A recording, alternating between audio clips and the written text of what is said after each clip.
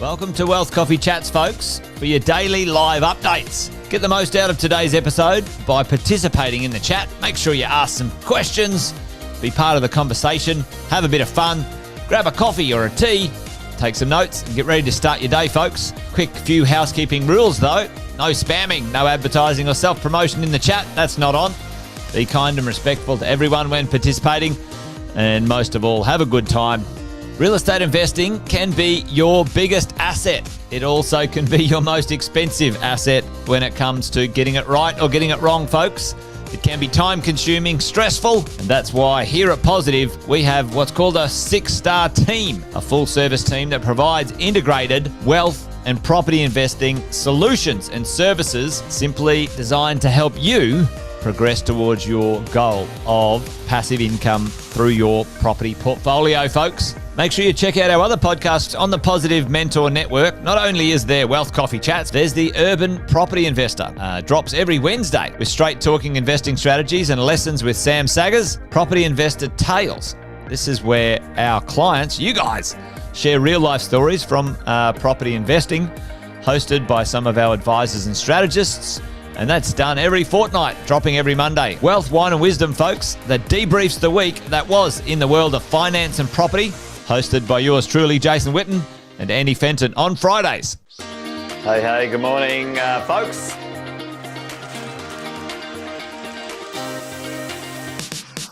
Good morning, everybody. Welcome to another Wealth Coffee Chat.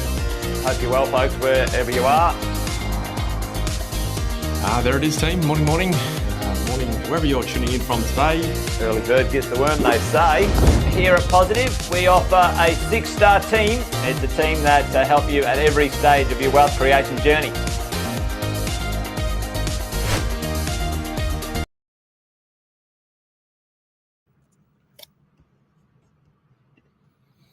Right, morning, everyone. Happy Wednesday, 30th of April. Time is flying. Welcome to another edition of Wealth Coffee Chats, Property Management Edition. Hey, listen, if you haven't met me before, good to see you. Welcome along. My name's Cass. I'm here representing the Property Management Group. And every Wednesday we jump on, we take over Wealth Coffee Chats. We talk all things property management, tips and strategies on how to hold your property for the long term. And obviously part of the 6-star team, which is amazing. We love to be here on a Wednesday. So if you haven't met me before, that's who I am, 14 years in the industry. Looking forward to many more if time lets me. And welcome along to another Wealth Coffee Chat. Now, hey, quick one before we really get into today's topic. Something I saw on mainstream media, which always provides some entertaining content from time to time, and some landlords' comments on the back of that. I thought I'd just let you guys know, if you don't already know, and if you don't have a ticket, the Property Summit is coming up June 13th to the 15th down on the Gold Coast, or up at the Gold Coast, depending on where you're tuning in from today. So if you're coming along, pop it in the chat. Be great to know you're coming along. You got your ticket sorted, and we'll absolutely see you there. If you're not sure what it is, team, listen, it's the 6-star team's going to be there, hosted by the one and only Jason Witten. You're going to have property experts, Sam Saggers, Andy Fenton. You're going to have a $1 billion developer come along, and some inspirational conversation as well. And you get to network with people in your shoes as well, which is the amazing thing. And together we'll learn a thing or two. So listen, June 13th to the 15th, if you haven't got your ticket, I'm going to pop a link in the chat for the general public. If you're part of the mentoring group, please reach out to your coach. Check it out. I'll play a little short snippet on what to expect at the Property Summit, and then we'll come back and chat all things property management.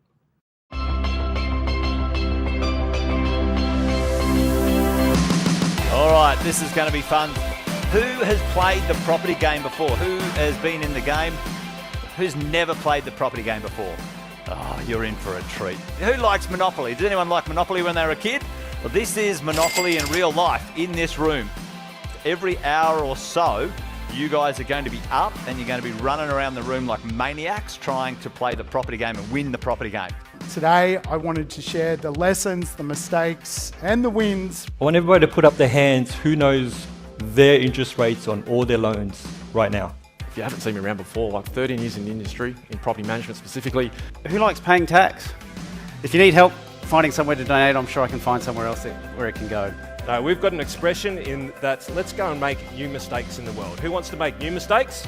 These are just strategic moves that can make such a big difference. So obviously buy well, never sell. Definitely the majority of what everyone's looking to do is collect some A-grade assets, B-grade assets, whatever it might be. I loved the idea of being a property investor and developing that identity. Collectively, they have way more years experience in everything that you think you're trying to solve, because they do it every single day.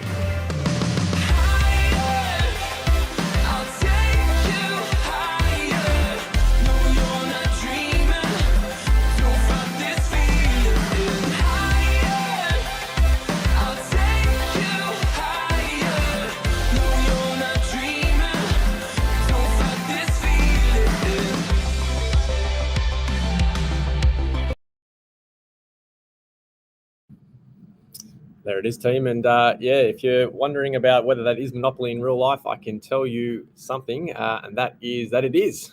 So if you're looking to come negotiate, buy a property from me, Rob playing as the agent there, come along, check it out. It'd be good to see you all. But I can see for you guys already jumping on. Scott's here, Bunty's here as well, mate. Good to have you here, guys, again. Thanks for coming along as always. So today, guys, listen, I saw something in the media recently, and a quick story on that, and I just thought we'd circle back on this conversation, what you and your property manager probably should be doing when you're in that situation where your property's on the market, you've got to go secure a new tenant into your investment property. There's a couple of things we want to certainly have in place when it comes to, how we go about finding them, how we go about securing them. What are the things to look for? Perhaps what are the things to avoid? Because I saw something on, I think it was 10 News in the last day or two. Not sure of the location of where this property was, or, the full context of the story. But basically the imagery and the video content that was being shown was essentially police, property manager, the locksmith turning up to a property looking to execute a warrant. Obviously, there was some sort of situation, whether it was rental arrears or an end of fixed term, whatever it may be. The decision was that the tenancy needed to end. The occupants needed to move on. In this case, they had failed to move on as per the orders. And it got to a stage where the property manager, the owner, had executed or applied for a warrant. The police were now executing, and the police turned up. And what they were greeted with was quite a lot of resistance. The tenant was clearly not in a position to move, not even looking to move. Basically said, "I'll move when I'm ready." Now, you take that with a grain of salt, whatever that might mean. And I sort of started wondering to myself, how did this actually get to this scenario? Like, how did we get to this point in time where you've got the police on the doorstep and you're executing a warrant?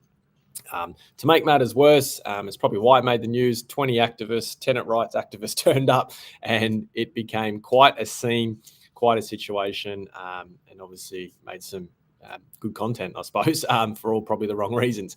And so, part of our role, part of your property manager's role, wherever your properties are located, their job is to, keep you safe and help you build and maintain, I suppose, your wealth that you've accumulated over a period of time. And like I say, I got to a point where I'm like, why is this happening? Let's look at and debrief what's actually happened here. And so I'm going through a recent situation at the moment where we've got a property on behalf of a client. It's on the market. The interest is quite good given the market at the moment. And what we're finding is, how are we going to go about navigating our way to the point of approval? Many times over, you might find in the marketplace, in my experience anyway, doing this for 14 years, that there can be some lazy activity, some lazy checks when it comes to finding out rental references, employment history, all this sorts of stuff. You've got a lot of variables when it comes to the tenant's application, what you can and can't ask, what they are actually be willing to submit. Sorry if there's noise in the background, Tim. I think there's some construction going on outside, so it's doing its best to distract me, that's for sure, in this space. But, we got to a place where, sometimes you can have what you might identify and deem to be, a great application, a great tenancy on paper. Their income is stable. They've got really good references. And sometimes things can go pear-shaped. So I think one thing to, really note is there's no guarantees, obviously, with this sort of stuff, which is always the interesting part. But I think what we can what your property managers can go about doing is having a bit of a framework on what they're looking for and what they're educating their clients and their investors on. And part of my role to jump on here in Wealth Coffee Chats is to give you the ideas up front here, so you can chat with your property managers and make sure they're doing it. And so some of the things you, as the owner, and I believe your property manager should be wanting to find out and wanting to look at and should be looking for, is things to come back to you with clarity and confidence that this is potentially the right application. Now, what are those things? Now, if you know a couple of those things, like if you guys have something you specifically look for in an application, pop that in the chat for me. Always good to hear your thoughts. But number one is, how does that tenant or that prospective tenant, that group of people, person, present at the open home? At the end of the day, as investors, we engage our property managers to act on our behalf. They are essentially our eyes and our ears at the property for that period of time when the open homes are going on. And so, in that space, you might not even live in the place, in the location where your investment properties are. So you actually have no opportunity to meet and greet and see and chat and potentially get to know these prospective renters. So your property manager is your eyes and ears on the ground. How are these prospective tenants presenting themselves at the open home? Are they dressed professionally? Are they not dressed well at all? These are the sorts of things we want to look at. We're not trying to make full judgment in any way, shape, or form. What we're trying to go off is how they present. What is this prospective tenant actually looking for? What are their behaviours potentially around that open home and that interaction? Because that can tend to lead leave you clues down the track on what that tenancy is going to be. So after you get a bit of an idea on what and how they present at the open homes, through the application process, what does that look like? It's pretty simple now with application forms of what it can and can't ask. In Queensland, in about 2 days' time, you're going to get standard application forms that the government's putting out there to the industry. And so application forms will basically be stock standard in the way they look, the way they feel, what they ask for. And so for the prospective tenant, how are they filling that application out? Are they submitting it in full? Are they leaving information out? How clear are they about the information that they provide? Does your property manager need to chase them for 3 days to find out where they work, what they do, where's their rental references? How long does it take for the other property manager with the rental reference to get back to you to give you a bit of an idea on who these tenants are and give you a bit of a reference? And so sometimes these can delay a lot of the things as we go along. Tim always says here, he always looks at good stable income and previous rental history, and that's the perfect 2 places to start, right? So that's awesome, Tim, that you've got that in hand. And it's really important because recent sort of case study, my experience is that when we've gone to ask for a rental reference from another agency, what is the response that you get? Is it a stock standard, fill out a questionnaire, go away, I'm too busy type of scenario? Or are you going to actually give me a reference that provides me as a property manager with confidence and clarity, so I can let our clients know, let our clients make that decision? And so through that process as well is, that level of communication. Is the level of communication frequent, consistent, and to a professional standard? Or is it, I can't get a hold of them, things are getting delayed, it's putting everyone on edge, we can't really make decisions. In the meantime, you've got more inquiry coming in on over the top. Your property manager is getting overwhelmed and not sure what to do. And so if communication levels aren't consistent and frequent at the application process, what do we feel like the rest of the tenancy might look like when things come up, when we're trying to do routine inspections, when we're trying to get maintenance done, when we're looking to re-engage and potentially renew the lease? And so these are just some of the clues we want to look at. And obviously your property manager being your eyes and ears, you're heavily relying on them to look for these sorts of things. So as Tim said, the strength of the rental reference and rental history is obviously super, super important. You don't want to be making decisions without that. If they've got that ability to pay rent, of course, as well, we're looking at that as well. And terms and conditions, team, how long are they looking to be there for? How many people are actually looking to occupy the premises?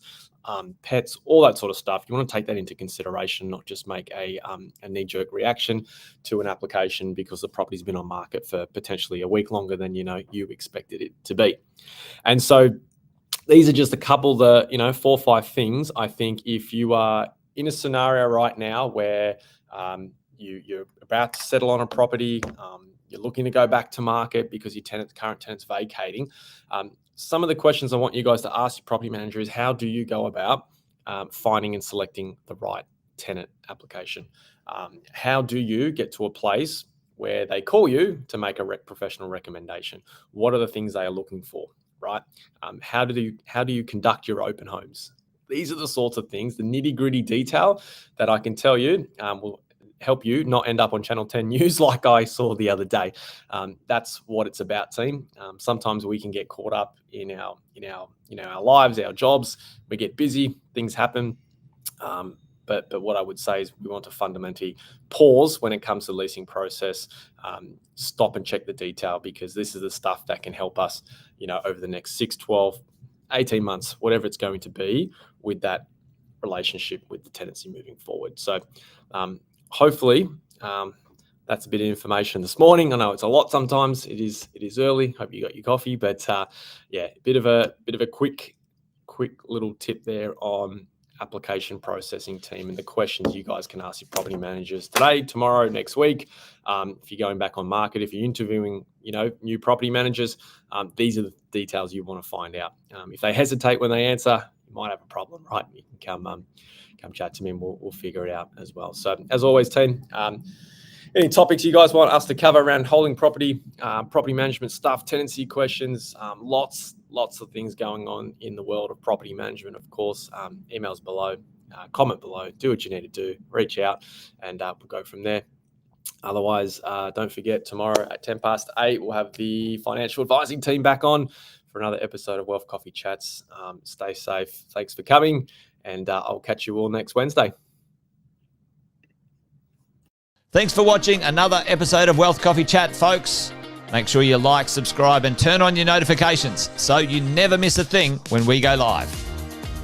Improve your portfolio and investing game, folks, with Wealth Coffee Chats live every morning at 8:10 each weekday. Make sure you join us. Previous episodes are also available wherever you get your podcasts, folks, as well as our other podcasts from the 6-Star team here at positivementor.com.au.